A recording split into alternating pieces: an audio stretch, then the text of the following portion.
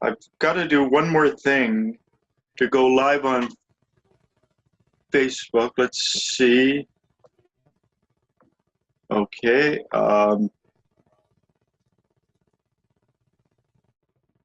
Now, whoops.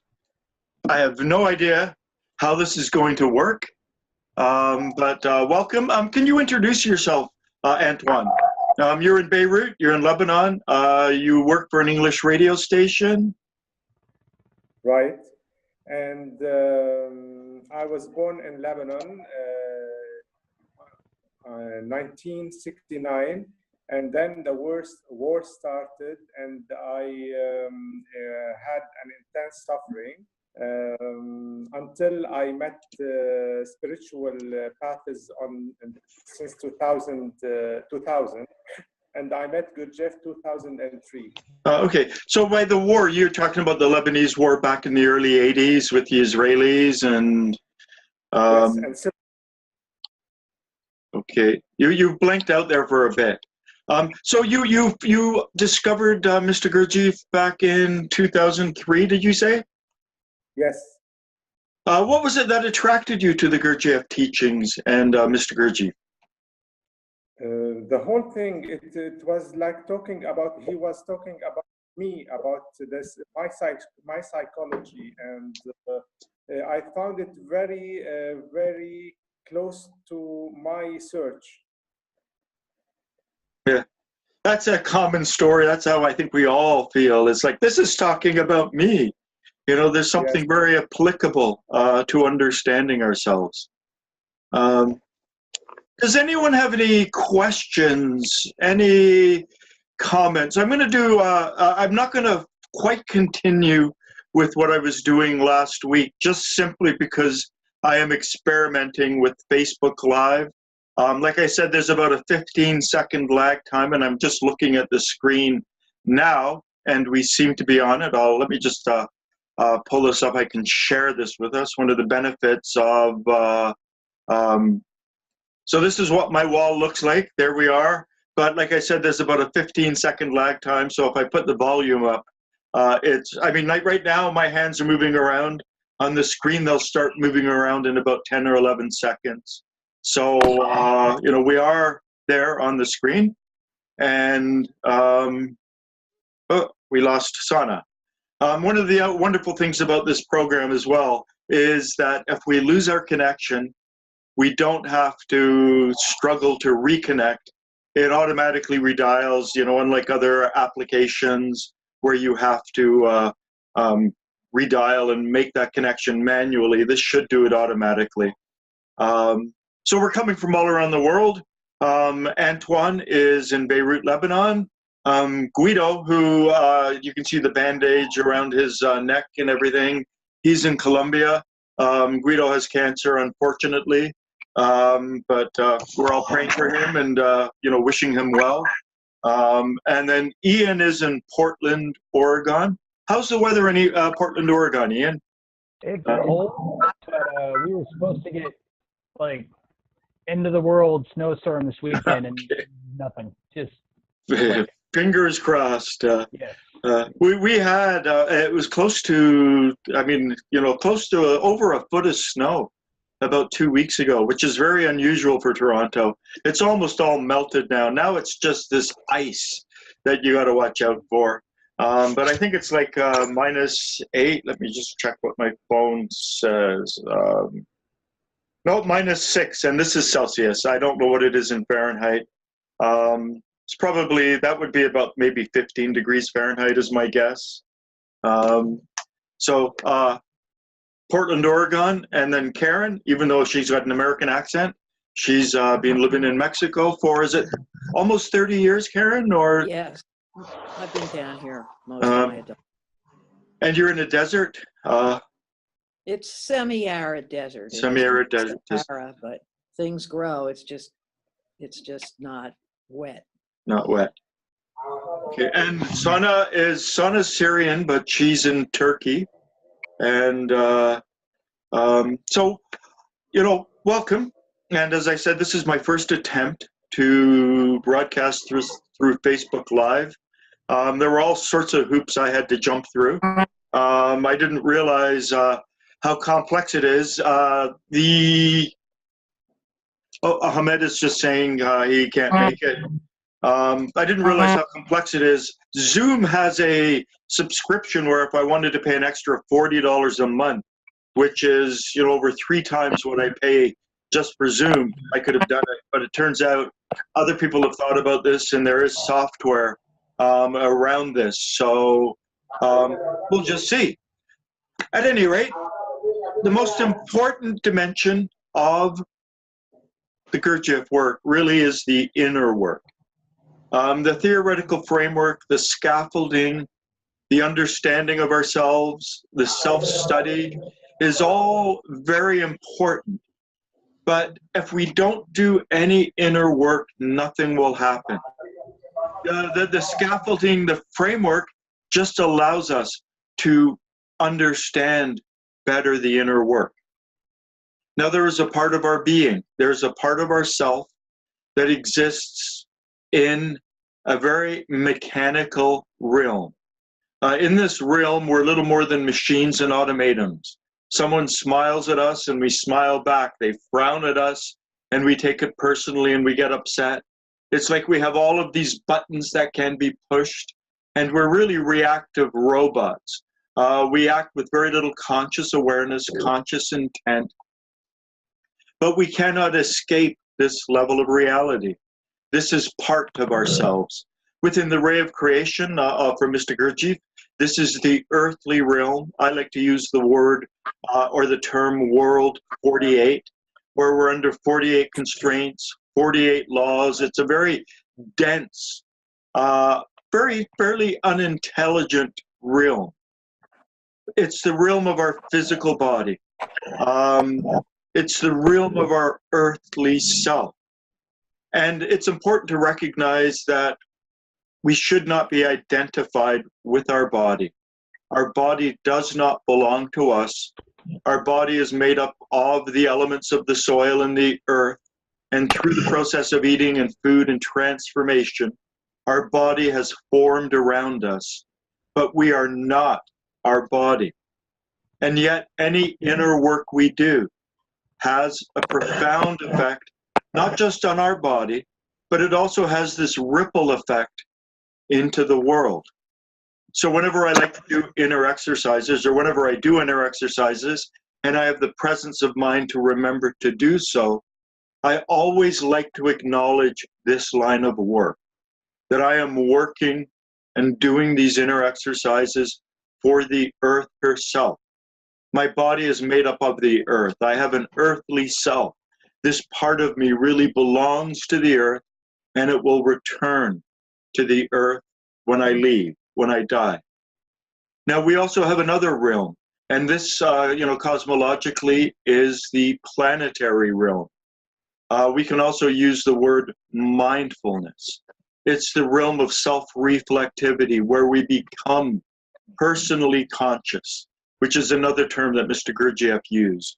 When we become personally conscious, when we become aware of our body, the touch of air on our face, the clothing on our body, the effect of gravity on our body, we are stepping up into this world, into this realm.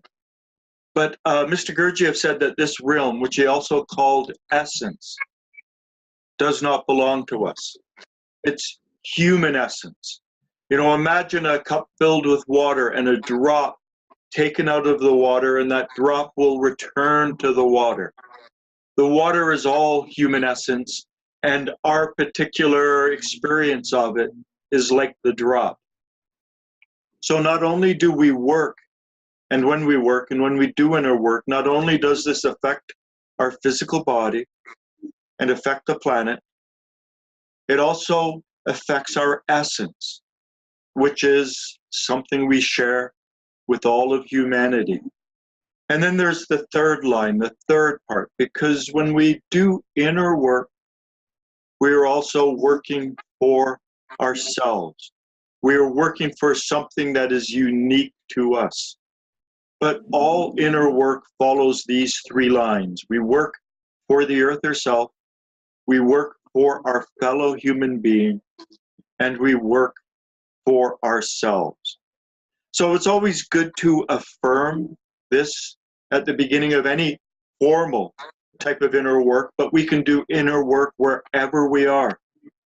As Mr. Gurdjieff said, and one of his phrases on the study house wall, one of his aphorisms is, remember yourself always and everywhere. So we can become personally conscious. We can become aware of our body, our breath, our breathing, when we're walking down the street, when we're sitting in a car, when we're standing in a line. Whatever we're doing, we have that ability. It becomes harder in certain situations, such as when we're reading or when we're speaking. Usually we get pulled into our thoughts and our imagination. But we can really do inner work wherever we are, and this is something we should be striving to do.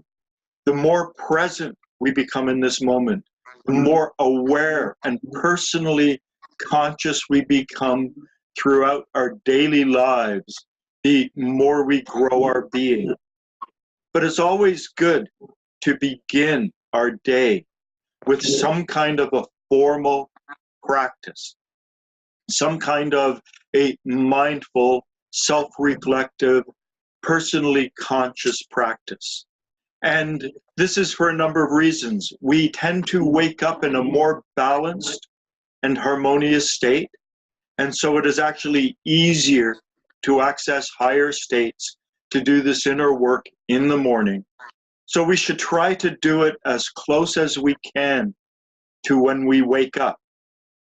Myself, I actually like to start my day by lying in bed, and before I even get up, just fully and completely inhabiting my body, to be aware of my body as fully and as completely as I can, and then to become aware of the sheet and the covers, and to become aware of the room and the dog looking at me, hoping I'll take him out for a walk, and really to just enter in as mindful state as I can.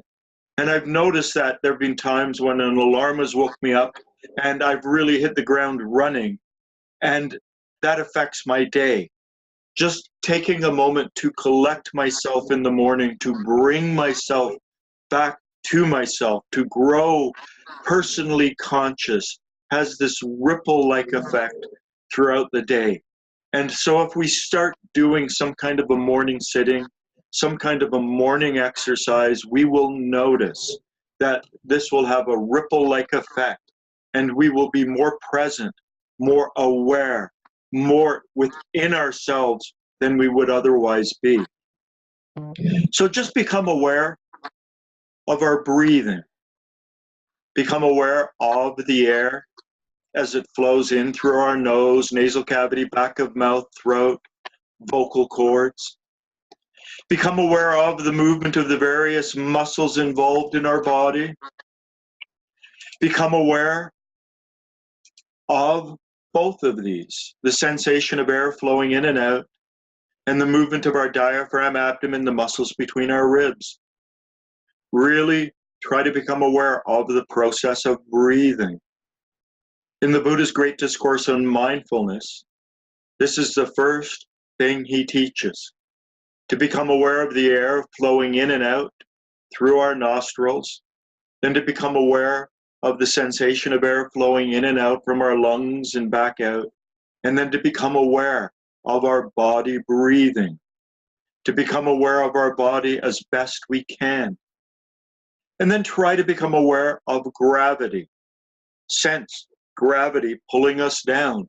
Become aware of the various pressure points underneath our sitting bones, underneath our thighs, the bottom of our feet. Try to sense the effect of gravity on our body. And then become aware of the effect of balance. Become aware of your skull, balancing on your neck, balancing on your shoulders. Become aware of it balancing on your spine, your rib cage, your breastbone, collarbone, balancing on your pelvic region, pelvic bones, balancing on the seat beneath you. And then try to become aware of the temperature, not only in the room around you, the air that touches your face, but try to become aware of your own internal temperature. As children, we were taught to pay attention to our forehead and do you have a fever? And so that's an area where we can more readily discern our own internal temperature. And then try to become aware of the inner sensations in your body. Perhaps the sensation of your esophagus, the tube where the food flows down. We've got extra sensory nerve nodes there in case something gets stuck. Or try to become aware of your stomach. Try to become aware of your bladder, your colon. Now, Mr. Gurdjieff said we should not focus too much on trying to be mindful, on trying to be personally conscious of various parts inside our body, because shining a light, say for instance on our liver, alters the functioning of our liver. Shining a light on our pancreas or our spleen or various internal organs changes their rhythm. And we are this incredibly elaborate piece of machinery. And we make one change over here and it can have ripple-like effects. So just a general awareness that we can become aware of the inside of ourselves. Our esophagus, our stomach, our bladder, our colon, that internal sensation of self. And then become aware of the touch of clothing on our skin, the air that touches our face, the hair on our head, any possible pieces of jewelry we may be wearing. Try to become as aware of our physical body as we can. Now, another interesting fact is that our prefrontal cortex, the part that makes us human, is the part that is responsible for mindful awareness. And mindfulness is any present-centered focus of our attention done in a non-judgmental way. And that's the definition of John Kabat-Zinn, the professor of medicine who introduced mindfulness to the West and Western psychotherapy. Within Mr. Gurdjieff, the teachings, he uses attention, the power of attention. It's the most precious gift we have been given.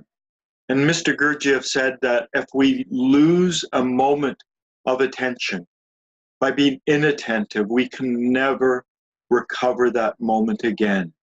So it's really the power of attention and the power to consciously, deliberately, and intentionally manipulate our intention.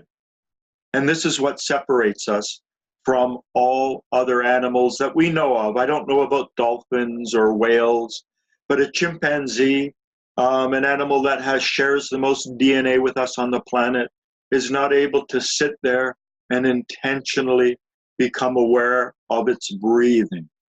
It's not intentionally able to become aware of the air as it flows in through the nose, nasal cavity, back of mouth, throat, down into the lungs and back out again.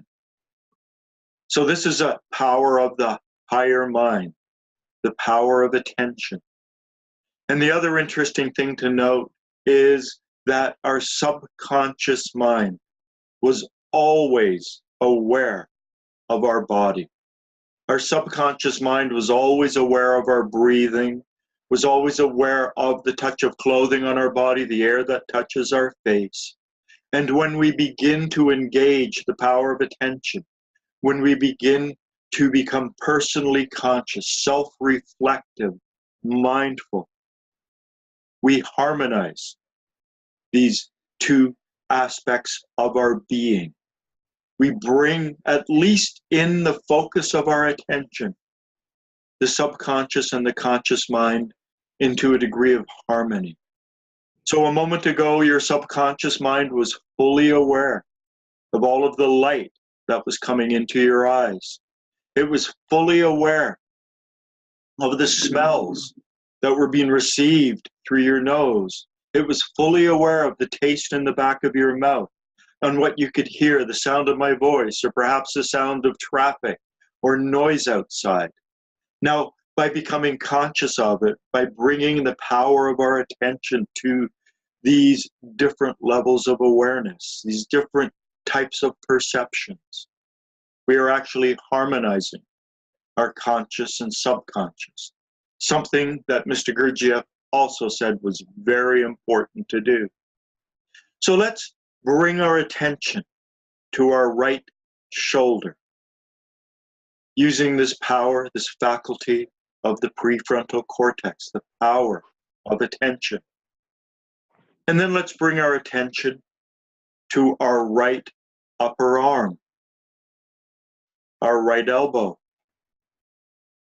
our right lower arm, our right wrist, our right palm, our right thumb, our right index finger, our right middle finger, our right fourth finger, our right baby finger, the top of our right hand, moving back up, our right wrist, lower arm, elbow, upper arm, and try to develop the sensation of your entire right arm at once.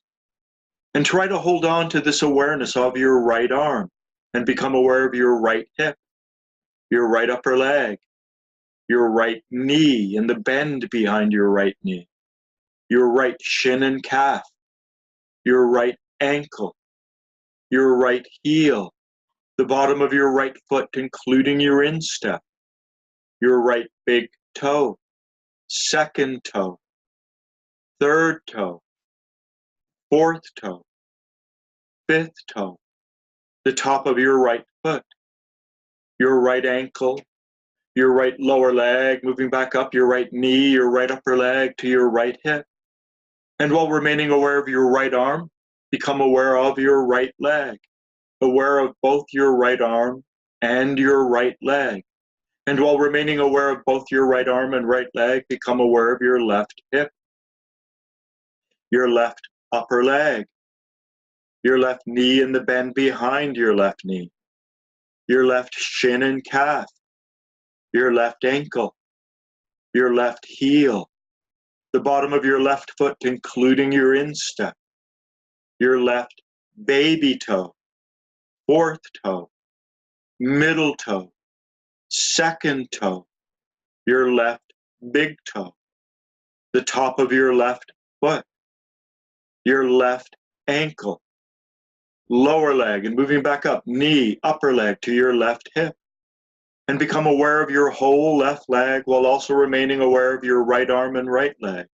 Become aware of all of these three limbs, your right arm, right leg, left leg, and direct another part of your attention to your left shoulder, your left upper arm, your left elbow, lower arm, your left wrist, your left palm, your left baby finger, fourth finger, middle finger, index finger, your left thumb, the top of your left hand, and moving back up, your left wrist, lower arm, elbow, upper arm, right up to your left shoulder, and develop an awareness of your whole left arm while remaining aware of your right arm, right leg, and left arm.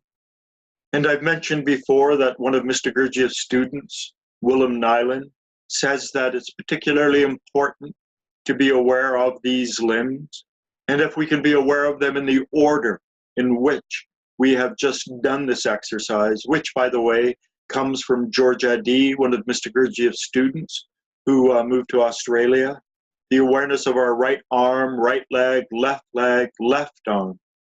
And if we move around through those limbs, right arm, right leg, left arm, Willem Nyland said that we create, and he didn't use this term, but it's almost like we create this funnel, this energy vortex that allows us to perceive higher impressions. We're circling really around the solar plexus, around the abdominal region, a place that was very important to Mr. Gurdjieff, perhaps the center of ourself. So aware of our right arm, left arm, right arm, right leg, left arm, right arm, right leg, left arm. Always trying to do things in threes. Now I'm going to continue with George Adi's exercise. Become aware of all 4 of your limbs at once. Try to maintain this awareness of all of them at the same time. And then let's slowly move up the spine.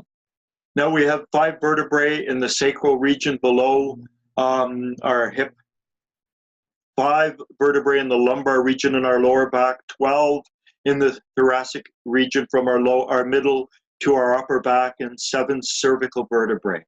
So let's bring our awareness down to sacral 5, the very bottom vertebrae, and then move up to sacral 4, 3, 2, 1, and then moving into the lumbar region of our lower back, lumbar 5, 4, 3, 2, 1, and then moving into our middle back, thoracic 12, 11, 10, 9, 8, and moving into our upper back, 7, 6, 5, 4, 3, 2, 1, and then moving up into our neck, the cervical vertebrae, 7, 6, 5, 4, 3, 2, 1. Become aware of our entire spine from the bottom all the way to the top, while also remaining aware of all 4 of our limbs, aware of all 4 of our limbs and our spine from the bottom all the way to the top. And then become aware of the occipital bone in the back of our skull, the temporal bones on the sides of our skulls above our ears and near our temple, the parietal bone at the very top of our skull, and then the frontal bone by our forehead. And then allow our awareness to move down into our eye sockets and become aware of our eyes like 2 orbs floating, secure in our eye sockets. Then come down into our nasal cavity, come down into the bone in the top part of our face that our top upper teeth are connected to, and then move down into our jawbone, our lower teeth, our jawbone, and then move your awareness into your tongue, into the fleshy part underneath your tongue, and then back into your throat, and then down your throat into your chest. And expand your awareness across your chest, aware of all 4 limbs, your spine, all of those bones in your head, your throat, and your chest. And then down into your solar plexus, your midriff, down into your lower abdomen, down into your pelvic region, and right down to your reproductive organs. Try to sense all of this at once, your limbs, spine, skull, the bones in your face, your jaw, your throat, your chest, solar plexus, abdomen, pelvic region, to your sexual organs. Try to become aware of all of this at once. Develop what Mr. Gurdjieff called the sensation of self. Try to sense your body as one organic whole. Try to develop that awareness of your whole self, your organic self, your physical self at once. And then allow your attention to rest and become aware of your breathing again. Become aware of the sensation of your breathing, aware of the sensation of air as it flows in through your nose, nasal cavity, back of mouth, throat, vocal cords, into your lungs and back out again. Really focus on the sensation of the air flowing in and the sensation of your body breathing. And then represent to yourself that you are breathing in higher molecules, higher particles, active elements of the air we breathe in. And this is very important because the higher blends with the lower to meet in the middle, and we need higher substances within ourselves to allow us to grow our inner being and develop these awarenesses. And through doing exercises like this, we breathe in these higher particles. And we have a head brain. The head brain, while it is responsible for looking, listening, smelling, and tasting, it's also responsible for the words and pictures that float around in our mind. So somehow represent to yourself, perhaps through pictures, perhaps imagining that you are breathing in sparks of light, tiny particles of light, luminous particles, or maybe golden particles. Use that imaginative faculty of your head brain to imagine and pictorially represent to yourself that you are breathing in these higher active elements. Like I said, perhaps sparkles of light, golden light, however you want to do it. And then as you breathe out, use the same faculty, the same part, and imagine you are breathing out a gray, foggy waste. Back during the occupation in Paris, Mr. Gurdjieff told his students to think of it like the exhalation of cigarette smoke, like this gray, dark, heavy exhalation. Breathing in these particles of light, breathing in these higher molecules in the air, and then breathing out a gray, foggy waste. This is our head brain. Now let's try to bring our head brain awareness into alignment with our body brain, sensorial awareness.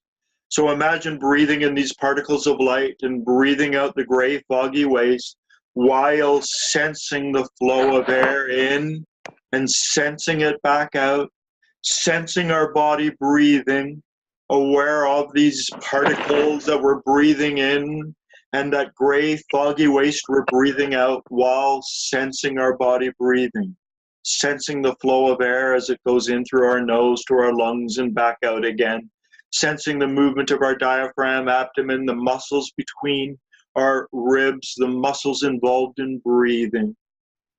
This brings our sensory brain online and into the process. The sparkles of light or the golden particles that we breathe in and the foggy waste that we breathe out is our head brain. The sensation of our body breathing and the awareness of the air is our body brain. Now try your best, and this is hard for people who are new to this, but try your best to become aware of a different quality, something that's different than the visualizing capabilities of the head brain or the sensations of the body brain. Try to become aware of something that flows from your lungs down to your solar plexus. So as you breathe in, try to become aware of this, what we call feeling. It's different than sensation. It's different than thinking and imagination. Try to become aware of something flowing down into your solar plexus as you breathe in. And then as you breathe out, imagine this something flows down to your reproductive organs. Breathing in, aware of this something that's not sensation. It's more, this is synesthesia. It's not shimmering, because shimmering is a visual metaphor, but it's like shimmering. It's like a soft effervescent. Effervescent is a physical metaphor. It's a different quality than feeling, or than sensing. But imagine it flowing down as we breathe in, and then as we breathe out, it flows down into our reproductive organs.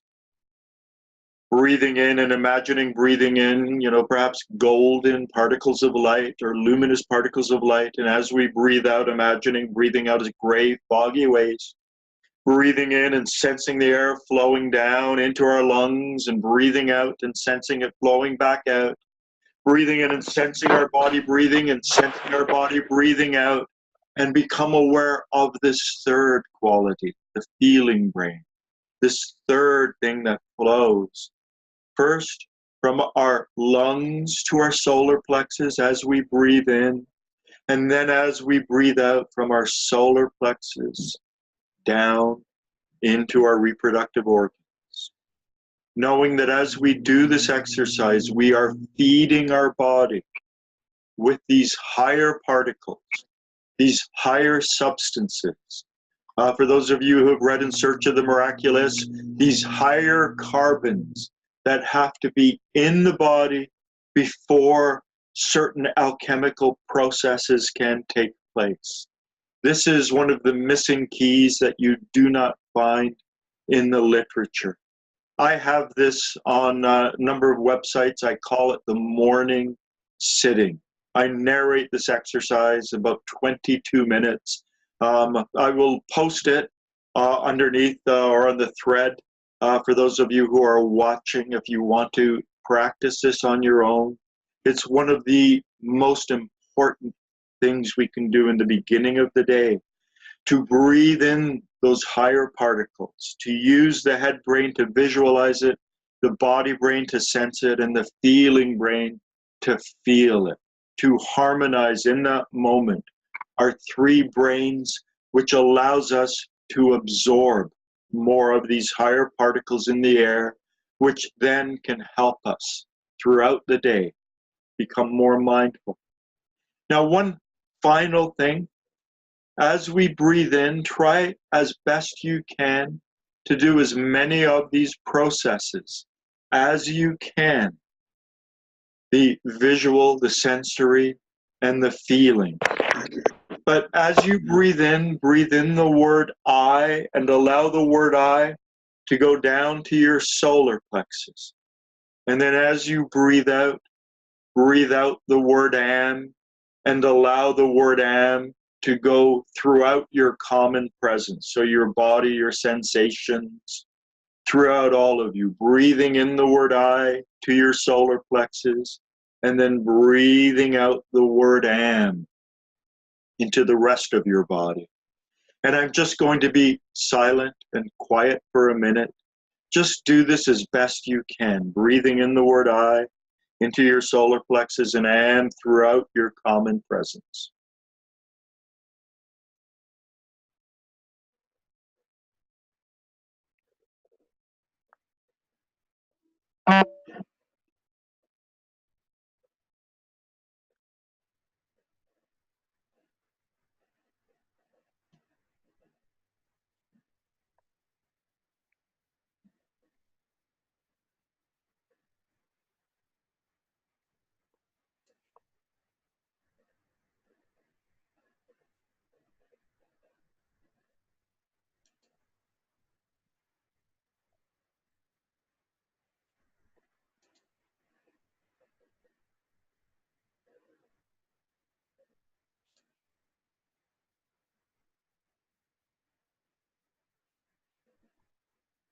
And then just allow your attention to rest. Just allowing your attention to rest. And it's always good to end with the collected state. So just imagine that as the earth has an atmosphere, so too do we have an atmosphere. And the atmosphere can be dispersed. You think of your mother and it goes in the direction of your mother. You get identified with something, your atmosphere accumulates around that object of your identification. But we can collect it. We can hold it close to us. We can draw it in to ourselves. So imagine your atmosphere, perhaps a meter, meter and a half, somewhere between 4 and 6 feet around us. Keep it collected. Keep it calm.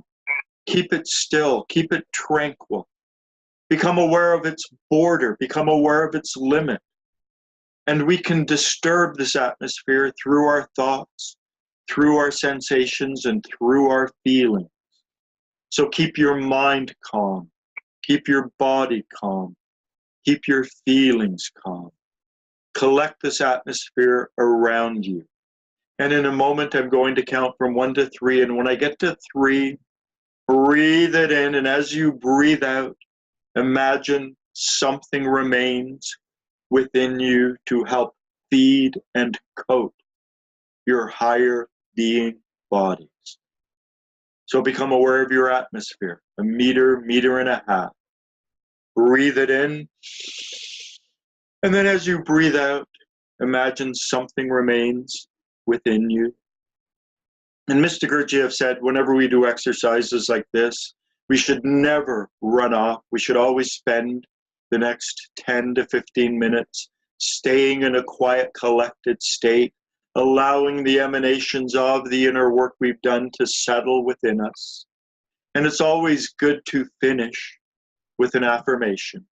So silently in your mind, repeat after me. May results from this exercise be transubstantiated within me for my being. And then, come back here, come back into the moment, but try your best to maintain this awareness of your body. Try your best to maintain this awareness of the sensation of yourself. Wherever we are, wherever we go, we can always be mindful of ourselves being there and going there. Remember ourselves always and everywhere. So I've muted a lot of the microphones, just, it's background sounds. May unmute them. Any comments, any questions, any observations, anything you want to share? If I can share, this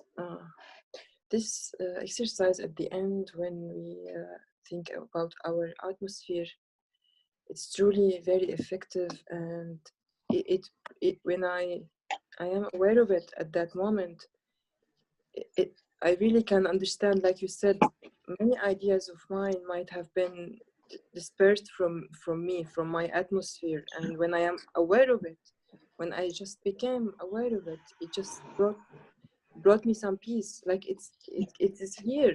It doesn't have to be dispersed. It's beyond words, truly. Yeah. Mr. Gurdjieff goes even more into this. He says at the beginning, we just practice it when we're quiet, and we try to develop, he didn't use the word muscle, but we try to develop it as a muscle.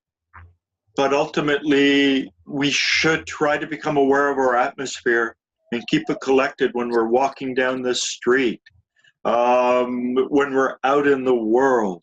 Try to keep ourselves from being dispersed, from having what's around us just, to be blowing in the wind and ripped away from us. Most people live in a state without their atmosphere. It's just really dispersed. There are some New Age teachers who get people screaming and yelling and thumping on the floor, and all they're doing is dispersing their atmosphere. When we are calm, when we are contained, when we are in our breath, when we are in our body. Pardon? Sorry, I had this idea, like I'm always like yearning for something, like the idea of God, for example. Yeah. I just had this moment, just this realization, like when I felt my atmosphere around me, truly I felt like I really felt it, it's in here, it's not somewhere else. It just came without a word, and that's amazing. Have you experienced this before, Sana? Or yes, but this time it came differently. Yeah. I mean, I have just a single one, on the collected state. It's a very short video. Basically, I think I use in that video Mr. Gurdjieff's words. Let me see if I can pull it up. I know that this is messing up the screen of anyone who's watching. They're actually seeing my wall. Let me see if I can pull this up.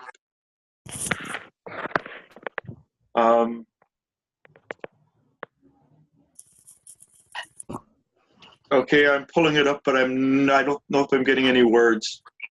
No. Can you hear? No. Okay, just let me go back. I've got to do something with the sharing. Stop sharing.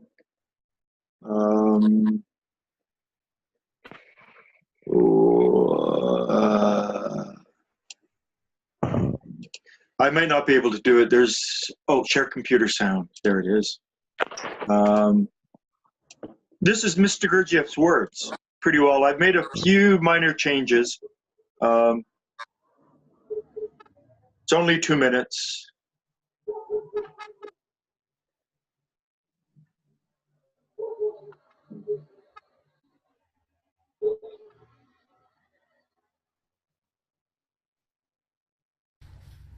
You represent to yourself that you are surrounded by an atmosphere. Like the earth, you also have an atmosphere, which surrounds you on all sides for a meter more or less. In the atmosphere, the associations, the thoughts produce waves. It concentrates at certain places, it recedes. It has movements according to the direction which you impart to it. This depends on the movement of your thoughts. Your atmosphere is displaced in the direction in which your thought goes. If you think of your mother, who is far away, your atmosphere moves towards the place where your mother is. When you do this exercise, you represent to yourself that this atmosphere has limits. For example, 1.5 meters, shall we say? Then you concentrate all your attention on preventing your atmosphere from escaping beyond the limit. You do not allow it to go further than 1 meter or 1.5 meters. When you feel your atmosphere quietened, without waves, without movement, then with all your will, you suck it into yourself. You conserve yourself in this atmosphere. You draw it consciously into yourself. The more you can, the better it is. To start with, it is very tiring. So that's as the exercise was given in Paris meetings transcripts. However, the version that most of us have, it's edited out of that. So the actual exercise that was printed, that was on the screen there, has been censored, most likely by people in the Gurdjieff Foundation. I had a friend, or have a friend, who had an original hard copy. And I said, "Do you have this part?" And he just happened to have that part where it contained that exercise. And he took a picture of it, sent me the picture, and I created that little tiny thing to do with the collected state. So it's very, very important. Again, one of the inner things that people who have been in groups have hidden from the rest of the world. And unfortunately, most of the people in, the Gurdjieff groups and foundation groups and Nyland groups and Bennett groups all have gray hair like me and are starting to get very old. And they're not really attracting younger people. So that's one of my goals, is to bring a lot of this information out into the open so that people can start doing this work on their own. And by doing it this way, by recording like I've done and putting it on my website, these exercises are very authentic. So, unlike a child telling a child telling a child, and it gets distorted by the time it comes back, which is one of the fears of, releasing inner exercises, that people are not doing it right. In this day of YouTube and whatever, we can use very explicit scripts that, I've spent a lot of time working on, making sure that they're accurate, and help people, make them understand that the teachings appeal to the head brain. but we really have to grow our being, and we grow our being through the inner work, through the inner exercises. Any other comments? Any, Antoine? I'm sorry to ask again about the question I had before about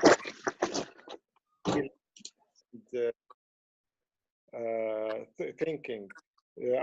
Feeling is still not clear to me. Okay. Yeah. You mentioned the morning stillness exercise that we have three brains, the sense brain, feeling brain, and thinking brain. So I relate feeling to emotion. I don't know what exactly you mean by feeling. Yeah. Just take a moment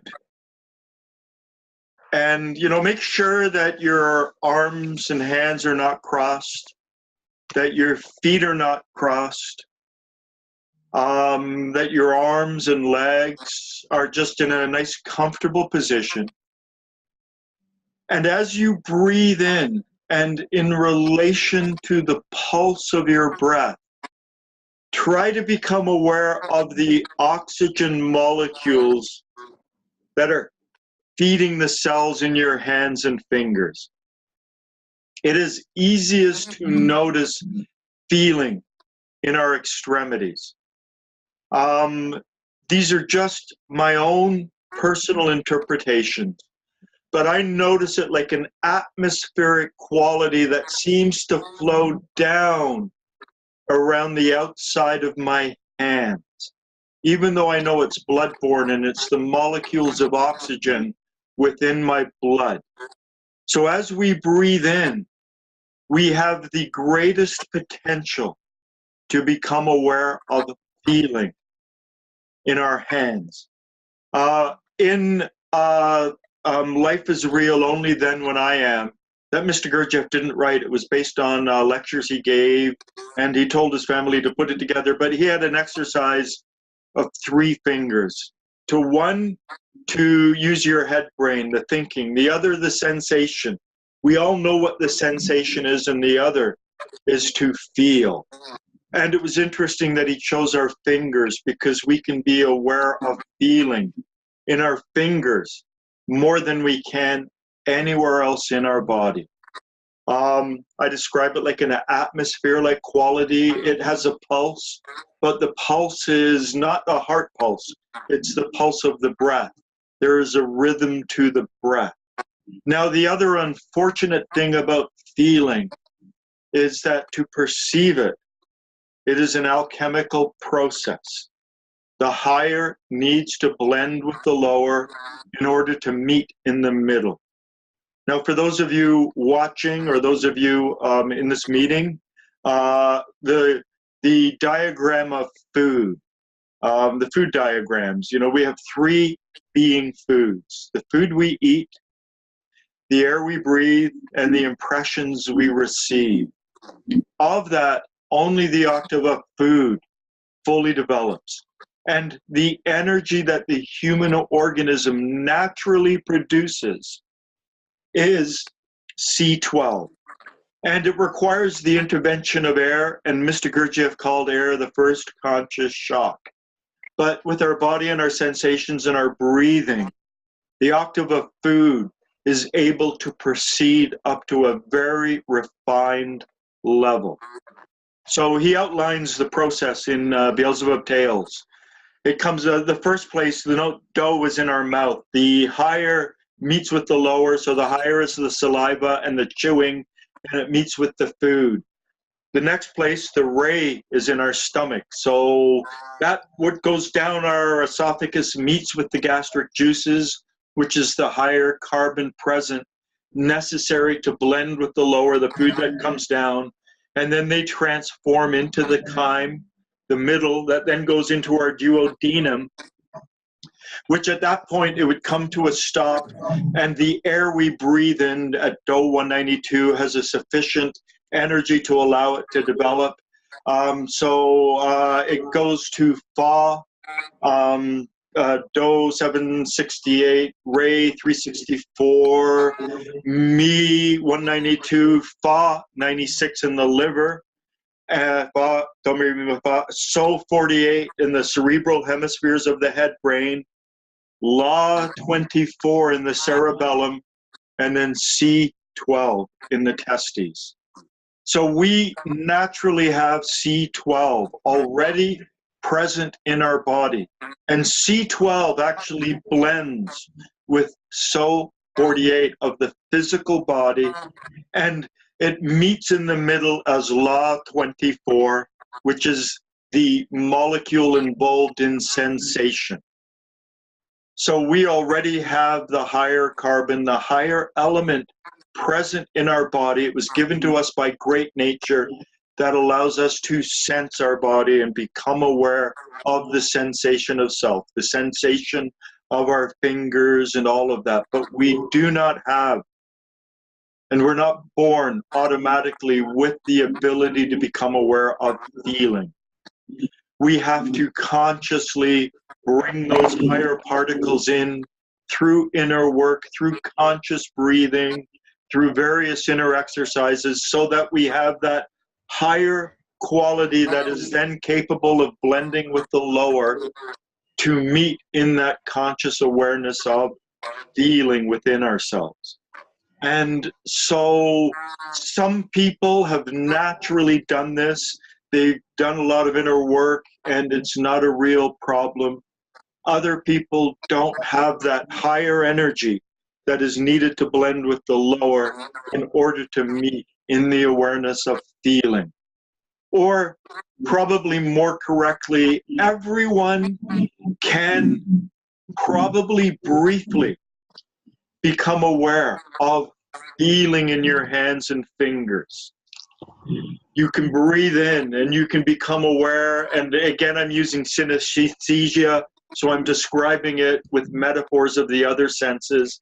You can, feel a shimmering or a soft atmospheric quality or something else. But for a lot of people, for normal people who've never done any kind of inner work, who have lived in the mechanical machine-like state, in the state of personality, using a work term, they might briefly be able to become aware of it. But once they use up their accumulation of higher substances, they are unable to continue and maintain that awareness.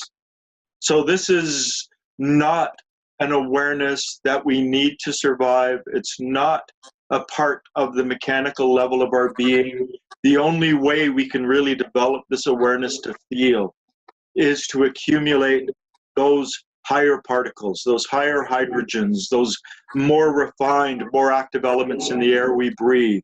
And one way we do this is just simply through doing a lot of conscious breathing, breathing that power of attention to our breath, and realizing that we have to harvest and grow these higher elements which we need in order to become aware of feeling. Now, this is a very theoretical explanation, but it explains why a lot of people aren't able to do it. But we can all get a little taste of it in our hands and fingers. But the taste, once we use up those higher molecules, it becomes substantially harder and harder to do. So to look at ourselves as these factories that refine energy, that transform these substances, and really working on refining those higher substances we need for the various alchemical processes to occur within our body. It's a very theoretical explanation, but it's part of the problem with that, the ability to feel. But try in the morning when you wake up. Try to do some breathing exercises, some conscious breathing, and try to become aware of that before you've had a chance to waste that energy, before it's gone. And then think of yourself as an energy factory, as a 3-story energy factory, and try to focus on refining higher energies. They're all around us. The energies of the Godhead, hydrogen 6, hydrogen 3, hydrogen 1, the holy affirming, holy reconciling, holy denying, are everywhere and permeating everything. We just lack the apparatus necessary to extract them, necessary to connect with them, necessary to feed with them. And that's really, as far as I'm concerned, the ultimate goal of this work is to develop our being, to grow those inner bodies, to grow those mechanisms within ourselves that are capable of connecting with these higher realms and feeding on these energies and transforming these energies and actually forming a link between heaven and earth. Something that I've explained in other meetings and using diagrams and whatnot, and I will explain it again. I know that doesn't quite explain why you can't quite do it, Antoine, but just keep on working at it. Can you notice anything? Can you notice a different quality at all, Antoine? Yes, I've experienced now, and I've experienced it before, but I thought that was sensation too. I didn't know that feeling. Sensation is different. Sensation is not feeling. Feeling, if you've ever taken a course on Reiki, one of the things they do is they get you to become aware of your hands and try to move it further and further apart. That's feeling. And that's different than sensation. And, a lot of people who take Reiki, they're mesmerized and hypnosis is involved and they're not even aware. And so they're hypnotized into believing that. But at its raw practice, the truthful, non-suggestive quality of feeling something between the hands is more akin to feeling than sensation. But again, we have to guard against the ability of the head brain and the hypnotic quality of the mind to be hypnotized into thinking it does these higher things. For feeling, it's better just to focus on your hands and be aware that there's a pulse to this atmospheric quality and that this pulse is the pulse of the breath.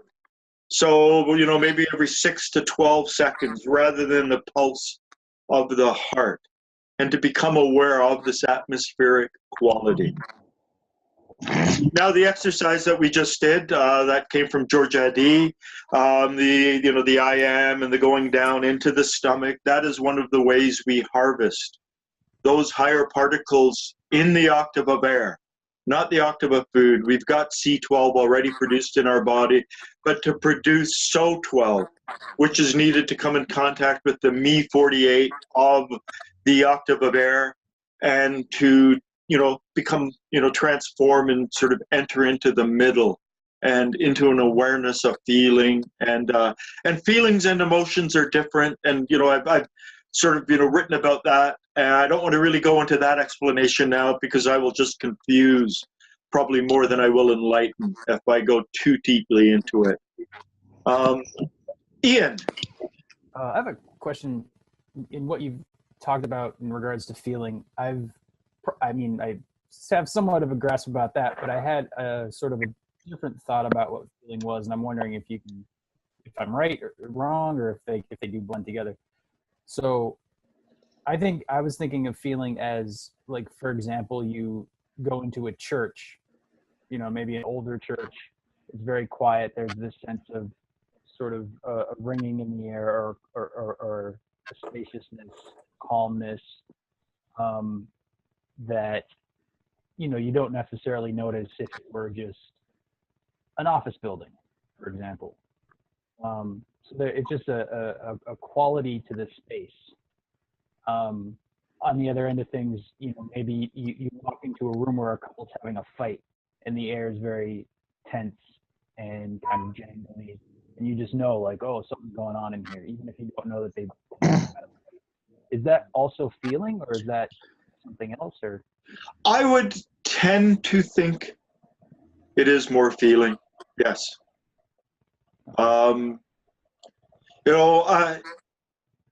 Feeling comes in with breath at Do 192, then it goes to Ray 96, which is a, if the difference between our habitual mechanical level and the mindful level is twice as intelligent, twice as vibrant, it means that level is, from our mechanical level, it's half as intelligent, half as dense.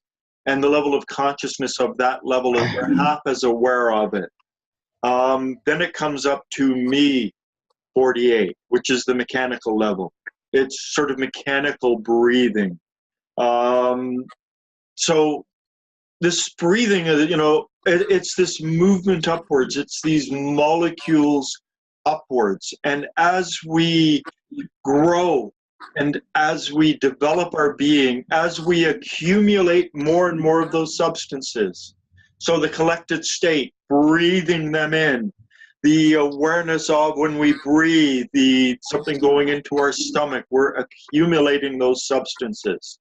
And the more we accumulate those higher substances along the octave of air, the more aware we become of feeling, the more aware we become of emotion, the more aware we become of our own emotions and other people's emotions, and the energy that is left in rooms. Mr. Gurdjieff told his students to go into churches and collect the energy of the prayers contained within the churches. He said, it goes up to the ceiling and whatever of the churches, and people think it goes to heaven, but a lot of them don't. And, he said that we can go and we can harvest that. So it's very interesting to go into a church and become aware of these higher qualities. It's a very good place to become aware of higher qualities. Particularly, then forget about just churches, the Gothic churches of medieval Europe, built by master stone masons with a certain resonance, a certain way of uplifting oneself. From 1995 to 2002, I lived in a beautiful historic medieval city, York, in northern England. And York had a Gothic cathedral called the York Minster. And you walk into the York Minster, and it just lifts you up. Everything is designed to lift you up, to sweep you up, to sweep your emotions up, to open something higher in yourself. As with all the Gothic cathedrals that were produced in Europe around that same time.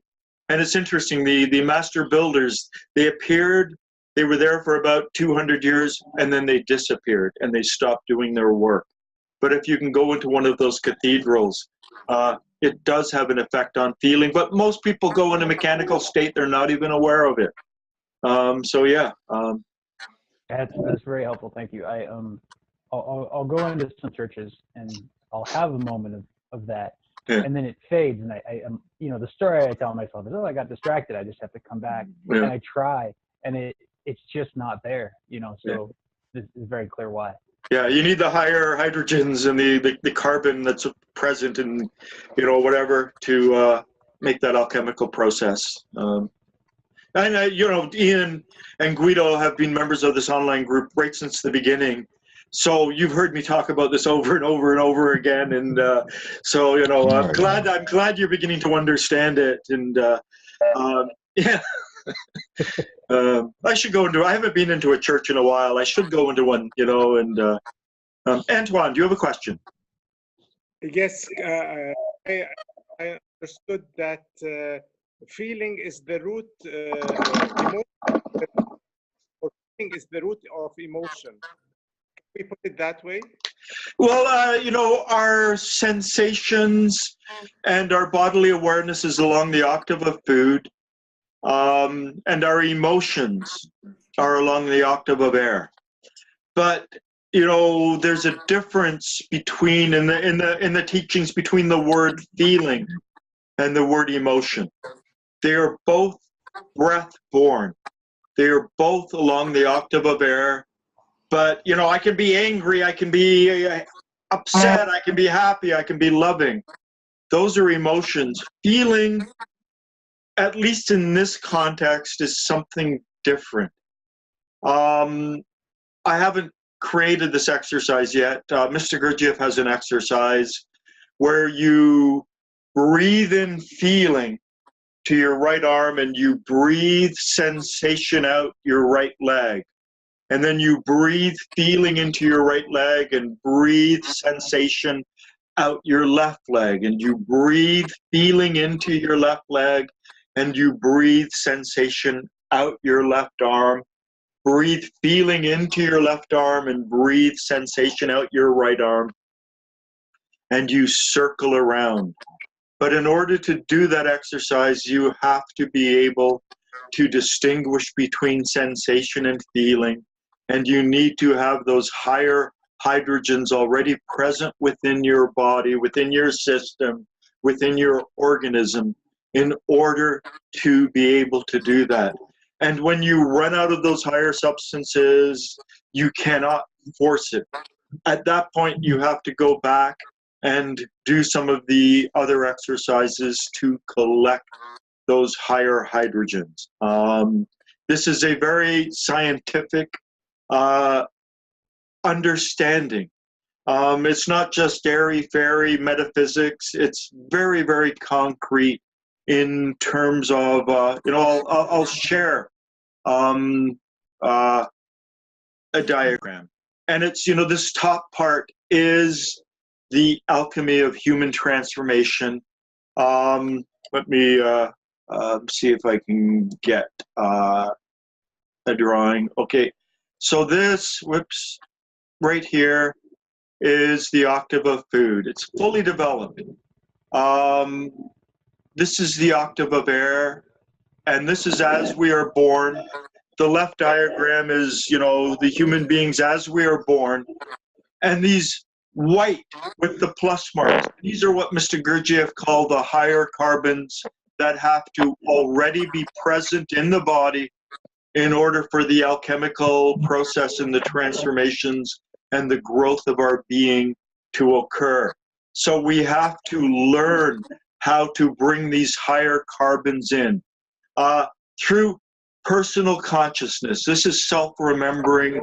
We actually grow the octave of air so it's complete. The octave of air, the hydrogen 3, is the highest thing that we produce at that point. And then when we get to the state of objective consciousness, the awakened state, then we get the corresponding, higher carbons within the octave of food and the octave of impressions. So developing the octave of air is very important. Doing the conscious breathing. J.G. Bennett says just by consciously breathing, by breathing in with the power of attention, we are helping to bring those higher carbons into our body, into ourself. So that's where we begin. The becoming aware of something flowing from our lungs down to our solar plexus and our solar plexus down to our reproductive organs is advanced.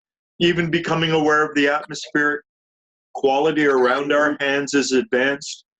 Just bringing our attention to our breath helps us to mind or farm these elements. Just a brief aside, organic life on planet Earth, and we are a higher form of organic life on planet Earth. It's this massive farming operation, this massive mining operation where we extract elements that were present in the earth, but they were in such a hardened form. And it's like getting a piece of ore and smashing it and extracting the gold particles. Except, the metals, is the first life form. The metals, when molten rock coagulates, you can have big streams veins of gold, veins of iron, and then the minerals on top of that. And then the plants begin to extract the lower through the alchemical process, and they create something higher. And then the invertebrates, without a spinal column, they extract something lower and make something higher. And we're all part of this chain of extraction, of farming, of mining, and higher and higher and higher and higher substances. And organic life on planet Earth is this elaborate machine designed. Let me see if I can just focus on this. I'm that one part of that diagram, which I focused on in the last few meetings. I don't know if I can. Whoops. This is organic life on planet Earth.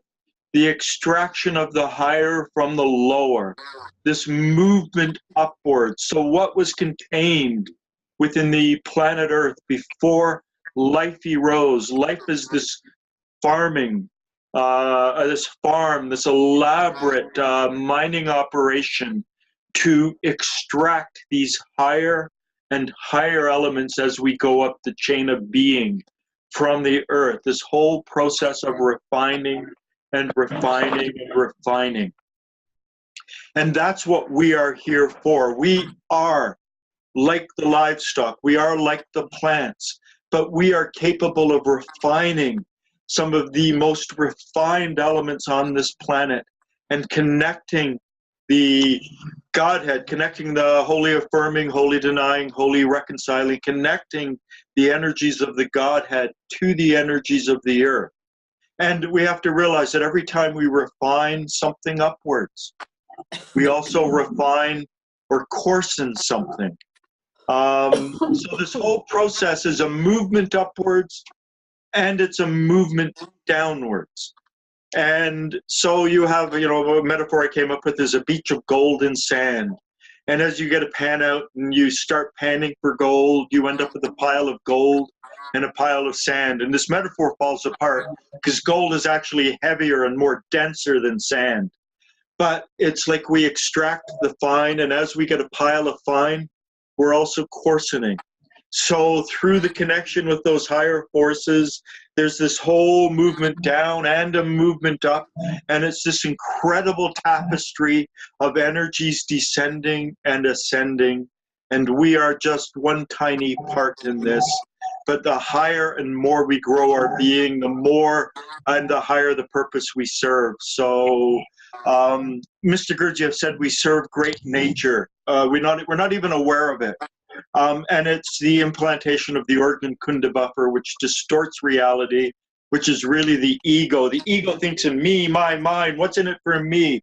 And we don't realize that just by breathing, just by eating, just by living, we are these incredible machines for transforming energy. And we're always transforming energy upwards. We're always transforming it downwards. We eat an apple, it gets transformed up, it gets transformed down, it goes into our excrement, which is food for beings lower down. And there's this whole process of moving up and down, and we're part of that. And each level is twice as refined, twice as conscious, twice as aware. J.G. Bennett said he divided this into thirds. He said 1/3 of any process of the transformation of energies is consumed by the actual process. 1/3 is given back to ourselves to grow our being so that we ourselves can profit from our work through increasing our consciousness, through increasing our awareness, through stepping up to higher and higher levels. And 1/3 of it goes to who knows where. 1/3 of it is, the universe is cut of our inner work, but we are not doing this for ourselves. We are doing it for higher reasons. We're doing it for the earth. We're doing it for our fellow human beings. So, but ultimately, the more conscious I become, the more aware I become, the more awake I become. It's not for me. It's for this planet. It's for what is going on here on this planet, here along this ray of creation. Mr. Gurdjieff actually implies that the moon is heavily involved in this, that the moon accidentally happened, that the beings who were responsible for keeping an eye on the universe took their eye off the ball, so to speak, and a massive comet hit the Earth. And we know this happened 4 billion years ago. And the moon is actually a part of the Earth. It was gouged out of the Earth. And this extended the ray of creation by a whole separate order, a denser and whatever. Our ray of creation should have stopped at the Earth. And as a result, organic life on planet Earth arose to compensate for this. And so our life, our existence, the existence of organic life has this cosmological significance. So we're not doing this for ourselves. We don't even need to know why we're doing this. I like the maps, I like the diagrams, I like to understand. I like to think that I am really of service to great nature, of service to this planet herself. So we're almost out of time. I don't know how this is going over on Facebook, but we are, and I hope it's working Facebook Live. If I go and look on Facebook, that's what shows up on the screen. So when I looked for those videos and things like that, you know, it showed my searches, and but I'm curious because it's then Facebook is going to have it as a video, so people can go back and look at it. I have no idea. All of those you out there on Facebook, even though there's like a 10, 15-second lag time, you know, how are you? Thank you for joining us. We're going to be here every week at the same time if this works out. And any other questions, any other things before we go? You know, we got another 4 minutes left. I love these teachings. I've been a student of them. I was going to talk about Mr. Gurdjieff today and just give a background history, a general introduction to who he was, what I think he did. People say that Mr. Gurdjieff, you know, invented the system. I don't believe that for 1 minute. The science of transformation, the science of hydrogens, this whole element, you cannot invent that. A single human being cannot invent that. It takes a massive organization. It takes years, hundreds of years. I believe he was privy to this information. And, you know, he talked about the fact that there is an inner circle, an inner core that's preserved ancient knowledge, and every once in a while they come out and they scatter the seeds into the world to see how they will grow, particularly during, you know, cataclysmic events, changes in ethics.